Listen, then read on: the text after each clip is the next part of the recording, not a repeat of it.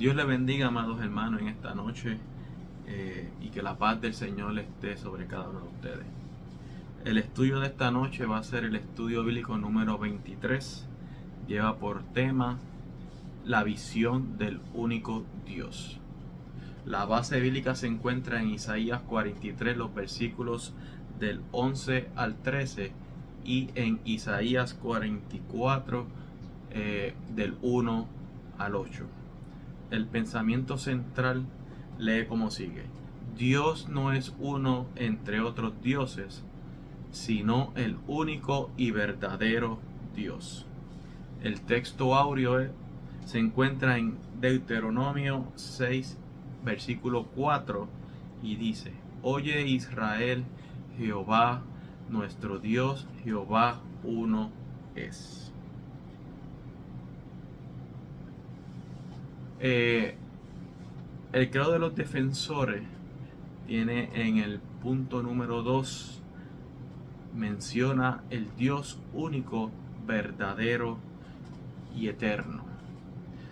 De manera que nosotros creemos en la existencia de un Dios, un ser único, supremo, santo, eterno, creador del universo, y que hay un solo Dios verdadero que se ha revelado como el creador y el sustentador de todas las cosas y que existe eternamente. De manera que cuando hablamos del único y verdadero Dios, es hablar de un ser sublime y extraordinario, la que pueda existir. La suma de todas sus perfecciones es infinita y la magnitud de sus atributos es sin límite. Por eso cuando leemos en Génesis capítulo 1, el versículo 1 dice que en el principio creó Dios los cielos y la tierra. De manera que Él tiene el poder para crear, como decimos, de la nada. Y cuando mencionamos nada es que no hay nada de donde crear, pero Dios tiene ese poder maravilloso. Zofar, uno de los amigos de Job, en una de sus conversaciones le pregunta a Job, esto se encuentra en Job capítulo 11, versículo 7, dice: ¿descubrirás tú los secretos de Dios? ¿Llegarás tú a la perfección del Todopoderoso? Y de igual manera el salmista David en el Salmo 139, versículo 6, dice que tal conocimiento es demasiado maravilloso para mí. Alto es, no lo puedo comprender. Dios puede ser incomprensible, pero puede llegar a conocerse. Se puede llegar a conocer a Dios a través de sus atributos. Ahí cuando hablamos de atributos, tenemos que mencionar en la existencia de Dios, la naturaleza de Dios y los atributos de Dios. Cuando hablamos de la existencia de Dios, se presenta como un hecho evidente en la Biblia. Cuando los escritores sagrados mencionaban a Dios, nunca trataron de probar su existencia, simplemente exaltaron sus obras. Por eso, como les mencioné al principio en Génesis capítulo 1, versículo 1, que en el principio creó Dios los cielos y la tierra, ya daban por hecho que ya Dios había creado, que Dios tenía el poder para crear la tierra. Por eso en Isaías 40, versículo 28, dice: ¿no has sabido, no has oído que el Dios eterno es Jehová, el cual creó los confines de la tierra? Y cuando hablamos de la existencia de Dios, tenemos que resaltar la eternidad de Dios. Ese es el punto número 1 de la existencia de Dios. El punto número 2 es que no depende de la existencia de otros seres, porque Él es por sí mismo. Por eso cuando se le aparece a Moisés, Él dice: yo soy el que soy. El punto número 3 es creador de todas las cosas. Y el punto número 4, se ha revelado a sus criaturas.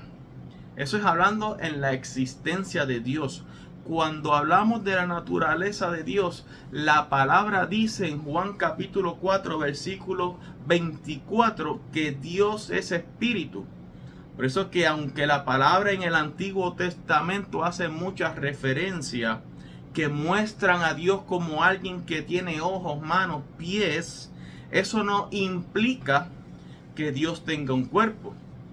Por eso el apóstol Juan menciona en su primera carta, en el capítulo 4, versículo 12, que nadie ha visto a Dios, o nadie ha visto jamás a Dios. Cuando hablamos de los atributos, Dios tiene muchos atributos, pero solamente voy a mencionar por encima 5 de los que más nosotros conocemos. La omnisciencia de Dios. Dice que tiene la facultad de saberlo todo, ¿verdad? Eso lo encontramos en el Salmo 139, los versículos del 1 al 4, y en Isaías 46, versículos 9 y 10. La omnipotencia de Dios. Dios es omnipotente, que todo lo puede, y eso lo encontramos. El ejemplo bien claro de eso es en Génesis 18, versículo 14, cuando Dios le dice a Abraham: ¿habrá algo imposible para mí? Y también lo encontramos en Job 42, versículo 2. También uno de los atributos es la omnipresencia de Dios. ¿Qué significa esto? Que Él está en todo lugar. Y eso lo encontramos en Jeremías 23, versículos 23 al 24. Y también uno de los atributos es que Dios es eterno. No tiene principio y no tiene fin.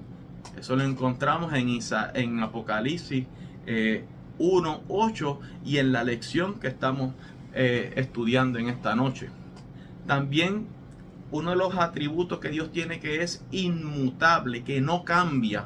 Eso lo encontramos en Santiago 1, versículo 17. Fíjense que Dios puede ser inexplicable en su esencia, pero Él nos da los medios necesarios o formas para que nosotros lo conozcamos. Solo después, ¿verdad?, de que dejemos este mundo y estemos ante la presencia de Él. La palabra nos dice en 1 Corintios capítulo 13, el versículo 12, que ahora le vemos como en un espejo oscuramente, mas entonces, dice el apóstol Pablo, le veremos cara a cara, le vamos a conocer completamente.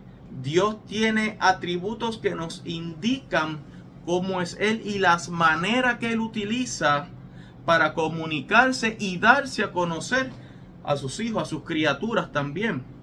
Sé que la esencia de Dios, cuando nosotros estudiamos los atributos de Dios, la esencia de Él es la fidelidad. Dios es veraz, es todo bondad, todo paciencia. La palabra dice que Él es grande en misericordia y tardo para la ira. Dios muestra su amor. También nos da la gracia y la misericordia de Dios en todos sus aspectos. Nos muestra cada uno de los atributos. Así que el Dios de Israel es uno que se manifiesta en tiempos de crisis, cuya presencia lo llena todo. Esa presencia soberana se hace sentir con énfasis en su poder para transformar y redimir. Debemos experimentar la llenura de Dios. La palabra nos dice en Efesios capítulo 3, versículo 19, para que seáis llenos de toda la plenitud de Dios. Cuando nosotros experimentamos la llenura de Dios, su presencia, cuando nosotros experimentamos su poder y su gloria, ¿verdad?, en nuestras vidas, la Biblia dice que nosotros hemos sido creados para recibir toda la plenitud de la deidad. O sea, que en este cuerpo de carne y hueso como es el tuyo y como es el mío, es posible que habite toda la plenitud de Dios, ¿verdad? Y cuando nosotros tenemos esa plenitud, la gente no se va a fijar en nuestra cara, no nos va a ver de otra manera, no va a ver nuestras caras que muchas veces están llenas de angustia, que nuestras caras muchas veces muestran que tenemos pesares, tristezas, que hemos fracasado, que tal vez estemos llenos de amargura y de soledad, sino que cuando nosotros estamos llenos de la presencia de Dios, las personas van a comenzar a ver y experimentar la grandeza de Dios en nuestras vidas.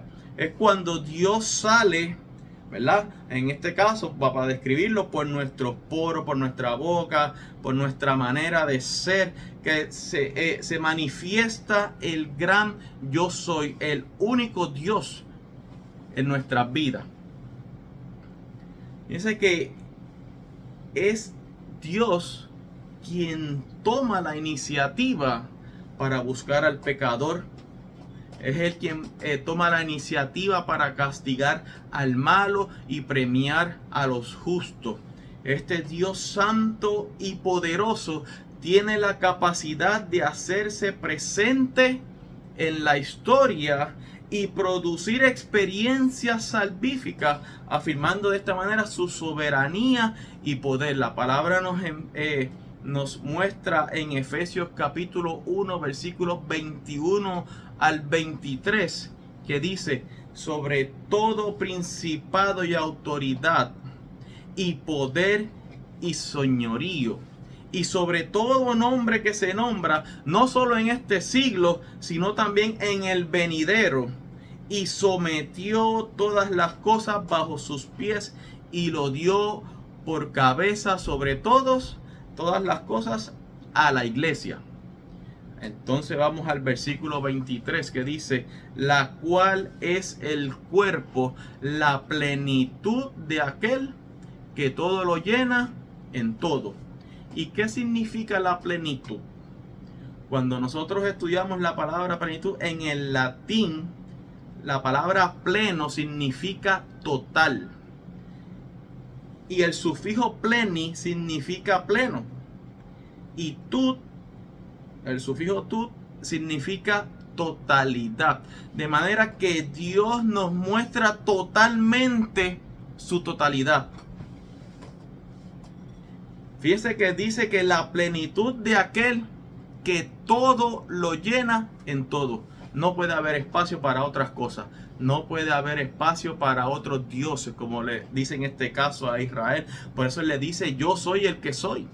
Fuera de mí no hay nadie más. Fuera de mí no hay quien salve. No tienen que mirar a otros lados. No tienen que mirar a otros dioses ajenos. Tienen que prestarme toda la atención a mí. Yo soy quien abarco todo. Por eso la palabra dice en Isaías que Él está sentado sobre el círculo de la tierra. Él llena todo. No hay espacio para nada más. Ahora, cuando hablamos de la revelación del Dios absoluto, la palabra dice en Isaías capítulo 43, versículo 11, ¿verdad? Una expresión del salmista, el cual anuncia la revelación de Dios como el único, incomparable e insustituible en el cual hay salvación. Y Salmos 89 dice, versículos 6 y 7, porque ¿quién en los cielos se igualará a Jehová? ¿Quién será semejante a Jehová entre los hijos de los potentados? El salmista dice que no hay quien se iguale en esta tierra.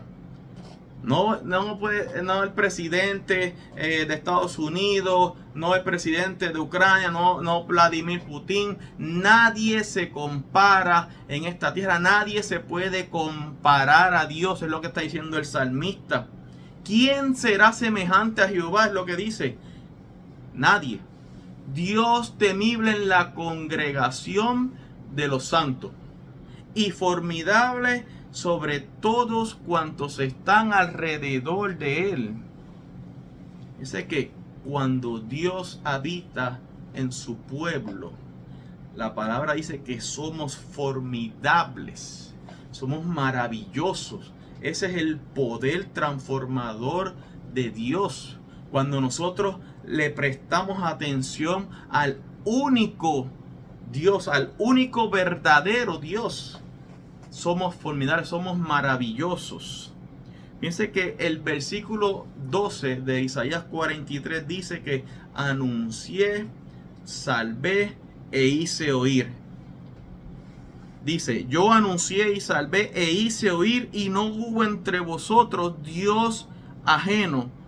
Vosotros pues sois mis testigos, dice Jehová, que yo soy Dios.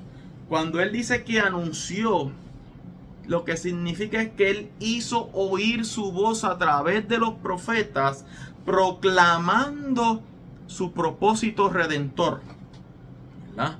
Y cuando dice que salvó, es recordándole al pueblo de Dios su obra redentora cuando los sacó de Egipto y guiándolos hacia la tierra prometida. Y cuando dice que hizo oír, lo que significa es que los efectos de su obra causaron temor y espanto a las demás naciones. Aquí Israel está siendo amonestado para recordarles que ellos tienen un solo Dios, un Dios único y soberano, que no admite la presencia de otros dioses con él. ¿Y cuál era el propósito de esta amonestación? Era para recordarles que ellos son testigos de su grandeza, que ellos son o eran testigos, o siguen siendo todavía, testigos de su poder, ¿verdad? Cuando le dice, vosotros pues sois mis testigos, y eso se lo repite dos veces, se lo dice en Isaías capítulo 43, versículo 10, y vuelve y se lo repite otra vez en estos versículos, en el versículo 12, se lo repite dos veces. Quiere decir que es importante que nosotros seamos testigos de Dios. Es importante que el pueblo de Dios, el pueblo de Israel, sea testigo de Dios. Cuando la palabra repite dos veces algo, es que es importante el mensaje. Por eso es que él dice, si ustedes recuerdan, Israel, si ustedes, pueblo mío, recuerdan que solo el Señor los ha rescatado, no se apresurarían a volverse hacia otros dioses ajenos. De manera que todos nosotros debemos ser testigos de la obra de salvación, de la obra de rescate y sanidad en nuestras vidas. Ahora, ¿y qué significa ser un testigo? Un testigo es una persona que después de haber observado y estado en el lugar donde ocurrieron los hechos, tienen que ser capaces de dar cuenta exacta y completamente lo que ha ocurrido. Así que para nosotros poder ser testigos de Cristo, nosotros debemos tener un conocimiento pleno de Él, ¿verdad? De primera mano. El apóstol Juan menciona esto en su primera carta, en el capítulo 1, los versículos 1 al 3, cuando dice, lo que era desde el principio, lo que hemos oído, lo que hemos visto con nuestros ojos, eso es lo que nosotros anunciamos. Hoy día nosotros, los que hemos experimentado la nueva vida en Cristo, damos testimonio de su amor y su verdad, tanto verbalmente como físicamente. De manera que la vida de Cristo tiene que verse reflejada en nuestra vida para que otras personas vean la obra que Dios ha hecho en nuestras vidas, ¿verdad? Es conocerle a profundidad para luego dar testimonio de Él al mundo. Isaías 40, 28 nos dice, no has sabido, no has oído que el Dios eterno es Jehová, el cual creó los confines de la tierra. No desfallece ni se fatiga con cansancio, y su entendimiento no hay quien lo alcance. Cuando él dice no has sabido, no has oído, lo que el profeta Isaías dice que las personas de aquel entonces dudaban que hubiese un Dios que todo lo creó. Por eso más adelante en este versículo, eso fue en el versículo 21, después en el versículo 28 vuelve y se lo repite. Porque ahora entonces cambia las preguntas y las personas. Quiere decir que aquellas personas que se les hizo la misma pregunta en este caso, ¿verdad?, parecen saber que había un Dios creador, pero viven como incrédulos prácticos. Si lo traemos a la actualidad, hoy en día las personas viven como si, o conocen a Dios, pero no viven como Dios desea. Son incrédulos, es como si Dios no existiese para ellos. Es como si no les importara nada de lo que está escrito en la palabra y viven conforme a sus propias concupiscencias, como dice el apóstol Santiago. No parecen entender que el hecho de que haya un Dios de toda la creación marca una diferencia en nuestras vidas, marca una diferencia en las vidas cotidianas que llevamos a cabo. Cuando él le dice no has oído, estos incrédulos prácticos necesitan escuchar lo que ya saben, ¿verdad? Que el Dios eterno es Jehová, el cual creó los confines de la tierra. Luego necesitan escuchar acerca del Creador, que Él no desfallece ni se fatiga con cansancio. Y dice, ¿verdad?, el profeta, y su entendimiento no hay quien lo alcance. Aquellos que realmente creen en estas cosas, ¿verdad?, en estas verdades acerca de Dios, deben vivir como si Dios realmente estuviese allí. Cuando hablamos de los fundamentos del reclamo de Dios, ¿verdad?, Él les dice a través del profeta Isaías: ahora pues oye Jacob. Y cuando nosotros vamos al capítulo 44, Isaías 43 termina con una advertencia de juicio. Aunque termina con esta advertencia, no significa que Dios retiraría su promesa de esperanza y restauración para su pueblo, ¿verdad? Israel todavía tenía la capacidad de conocer la bondad del Señor si tan solo se volvían a Él. Eso pasa con la persona que no tiene a Dios. Tienen la capacidad de acercarse a Dios, pero tienen que dejar todo aquello que le impiden acercarse a Dios. Por eso Él le dice: así dice Jehová, hacedor tuyo. Esto nos recuerda que Dios todavía está activo y es responsable de la creación. No, cuando nosotros vamos al Génesis y leemos que Dios creó a Adán y a Eva, eso no significa que Él los creó y los dejó ahí tirados. La palabra dice que Él se le aparecía, iba todos los días y los visitaba, porque Él se complacía en su creación y Él quería que su creación estuviese lo más cómodo posible, ¿verdad? Quería que estuviesen alegres, con confianza. En este sentido, Dios, quien es el hacedor de cada uno de nosotros, ¿verdad?, por lo que cada uno tiene una obligación personal con su creador. Lo que quiere decir es que tenemos una obligación de acercarnos a Él, ¿verdad?, tener una relación íntima con Él, que eso es lo que Dios siempre ha querido. Por eso Él le dice: y tú, Jesurún, a quien yo escogí. Y cuando nosotros buscamos el significado de Jesurún, lo que significa es recto, y se usa en contraste, ¿verdad?, con el nombre de Jacob, que lo que significa es engañador o suplantador. El nombre Jesurún aparece solamente 3 veces en el Antiguo Testamento, y eso lo encontramos en Deuteronomio 32:15, Deuteronomio 33:5 y Deuteronomio, ¿verdad?, 33:26. Y en todos estos casos se usa para referirse a Israel. Cuando Dios utiliza esta palabra Jesurún, lo que significa, lo que Dios quiere revelar es la maravillosa gracia de Dios, porque Él llama a su pueblo su amado, lo llama su justo.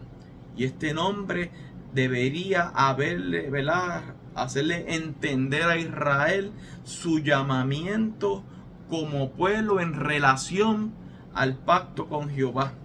Y por lo tanto tenían una obligación de ser recto.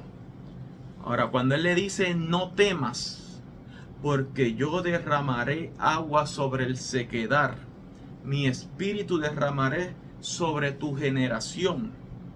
Esta es una promesa gloriosa para Israel, un pueblo que se humilla delante de la presencia de Dios. Dios le está diciendo: yo voy a derramar mi espíritu. No es que Él le va a dar el espíritu, sino Él va a derramar su espíritu sobre ellos como se derrama una lluvia. Por eso Él dice: porque yo derramaré agua sobre el sequedal.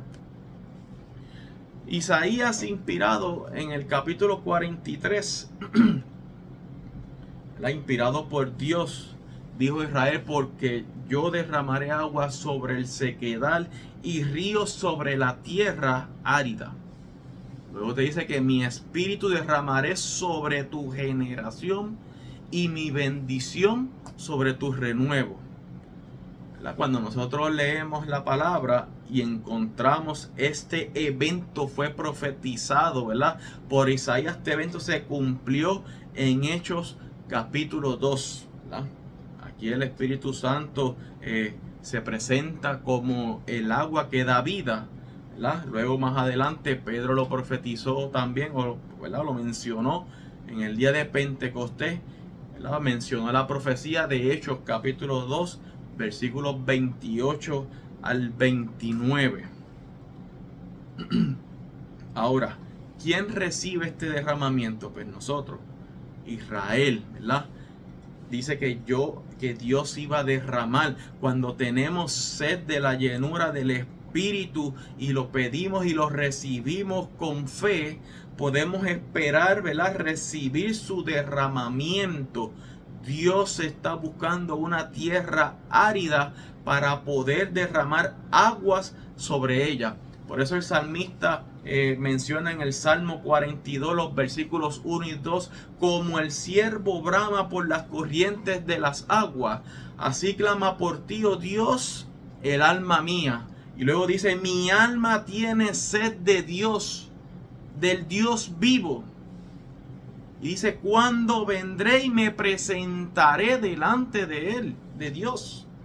El salmista anhelaba estar delante de la presencia de Dios. El salmista anhelaba que Dios derramara su lluvia de bendición sobre él. Y cuando Él le dice: y mi bendición sobre tu renuevo, Dios no solo quiere derramar su espíritu, sino que también quiere derramar su bendición sobre nosotros, sobre nuestros hijos, sobre nuestras familias. Por eso Él dice que brotarán entre hierba como sauce. El efecto de esta bendición, el efecto de este espíritu derramado, lo que significa es que nos va a dar vida. La vida brota y crece donde se derrama el Espíritu de Dios. Por eso Cristo dice que el que cree en mí, de su interior correrán ríos de agua viva. El apóstol Pablo mencionó en 2 Corintios capítulo 3 versículo 6 que el Espíritu es el que vivifica. Ahora, ¿cuáles son las consecuencias de esta revelación? Otro efecto de esto es, ¿verdad?, que nos identificamos como pertenecientes al Señor. Cuando el Espíritu Santo nos llena, Cuando el Espíritu Santo se apodera de todo nuestro interior, ¿verdad? Lo que nos dice es que sabemos que nosotros le pertenecemos a Él. Porque la palabra dice en Efesios capítulo 1, versículo 13, que hemos sido sellados por el Espíritu Santo. Y esto nos identifica como creyentes. Esto nos identifica como propiedad de Dios. Por eso Isaías menciona y dice, y otro escribirá con su mano a Jehová, ¿verdad? A Jehová, y se apellidará con el nombre de Israel. Cuando el Espíritu Santo es derramado sobre nosotros, queremos tomar el nombre del Señor. Queremos que todos sepan que le pertenecemos a Él y que nada ni nadie nos podrá separar, como dijo el apóstol Pablo, del amor de Dios.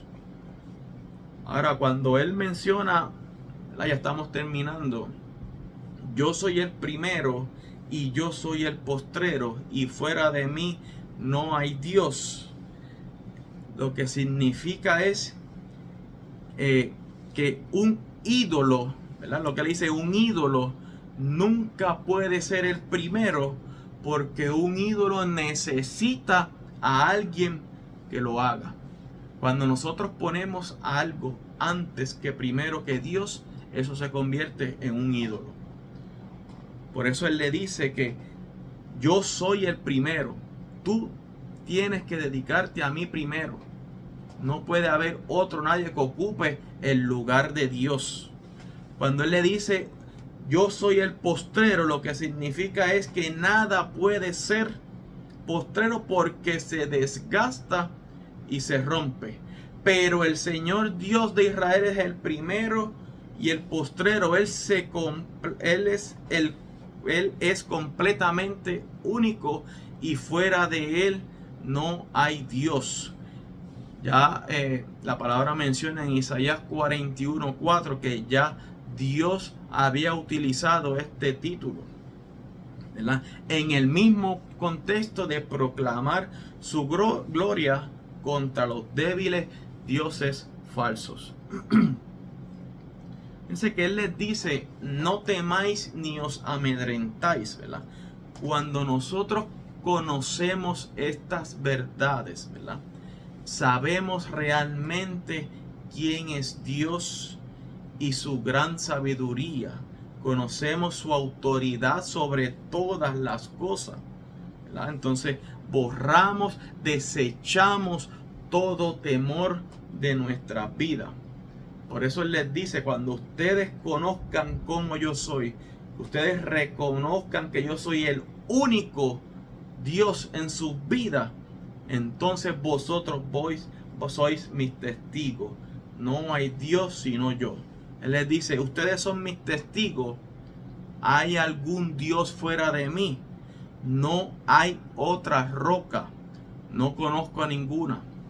Dado que Dios es el único Dios, Él es el único terreno sólido sobre el cual nosotros podemos construir nuestras vidas.